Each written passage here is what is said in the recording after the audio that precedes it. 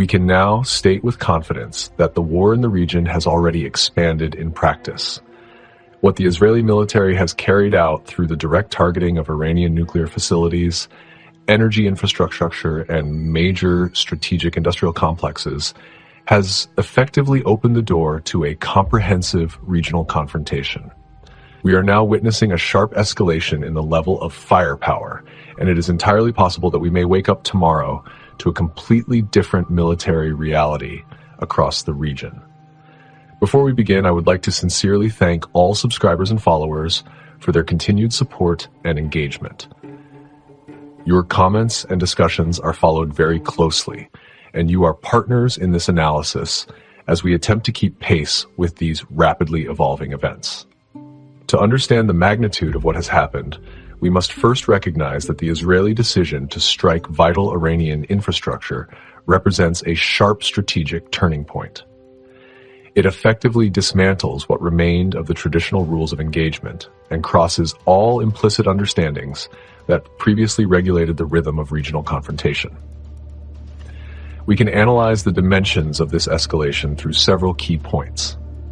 First, a nuclear taboo has been broken. The targeting of heavy water production facilities and yellowcake uranium processing plants cannot be classified as a tactical strike. This is not a limited military operation. This is a direct strike against the technological backbone of Iranian national security. In military terms, the objective appears to be the disruption of Iran's civilian nuclear fuel cycle, but the strategic message goes far beyond deterrence. It is an attempt to undermine sovereign capabilities under the pretext of preventing escalation. Second, the targeting of electrical power generation stations and large industrial facilities, combined with public threats to bomb everything if an agreement is not reached, clearly indicates an attempt to strike national resilience inside Iran. This falls under what modern military doctrine calls fifth-generation warfare, where the objective is not only military defeat, but pressure on the civilian environment by targeting infrastructure and the basic components of daily life. Third, the level of coordination between Israel and the United States can no longer be questioned.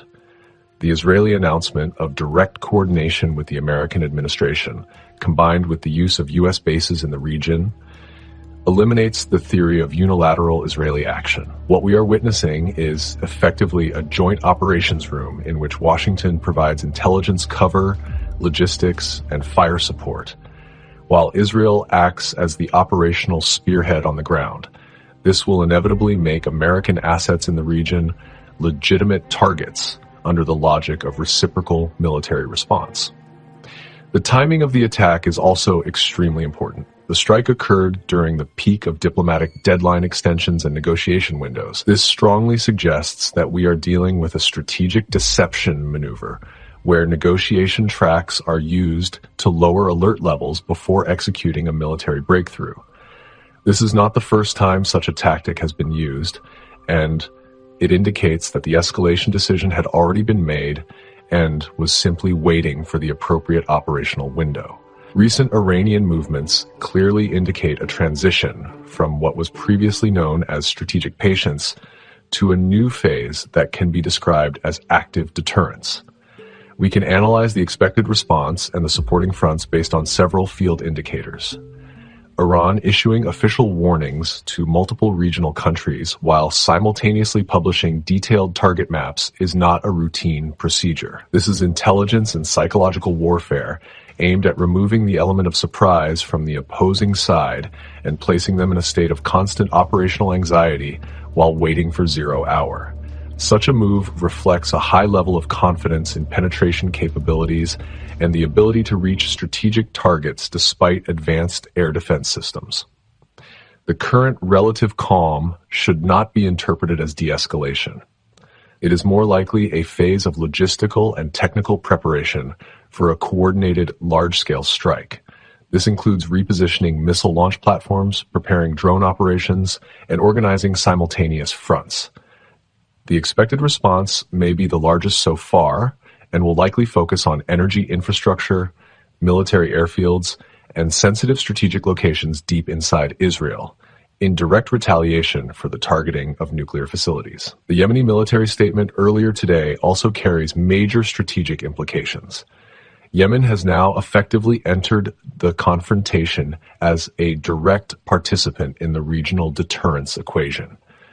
This activates what could be described as the Strait's pincer strategy, where maritime routes connected to Israeli interests and their allies may come under fire in both the Bab el-Mandeb Strait and potentially the Strait of Hormuz.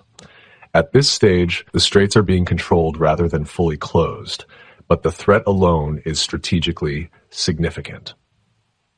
Simultaneous Iranian preparations, Yemeni operations, and the movements of allied groups across multiple fronts are now forming what is known as the unity of fronts doctrine in its most operational form.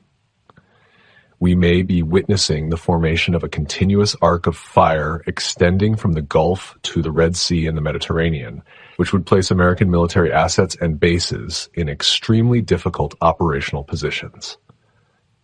A careful reading of the current American position suggests a growing strategic contradiction between declared objectives and operational reality.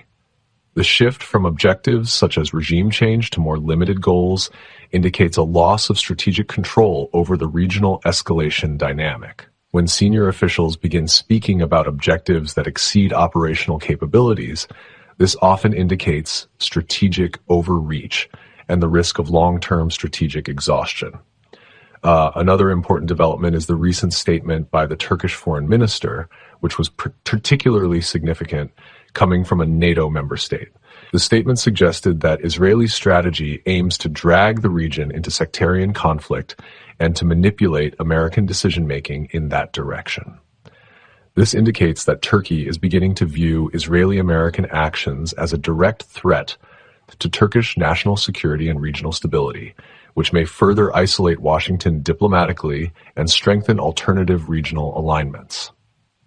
Additionally, the public release by U.S. Central Command of footage showing fighter jets launching from bases in the Gulf region toward Iranian targets is effectively an acknowledgement of operational participation.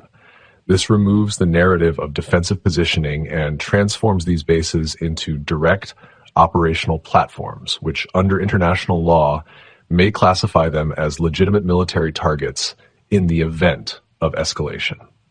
In conclusion, the Israeli step taken today represents the most dangerous escalation since the beginning of this conflict. Its consequences may exceed previous confrontations, as the diplomatic track has now been effectively destroyed. Attempts to impose surrender conditions through military pressure are unlikely to succeed, particularly if the opposing side believes it can achieve through military response what negotiations could not deliver. Thank you again for following, and do not forget to subscribe to the channel. See you in the next analysis.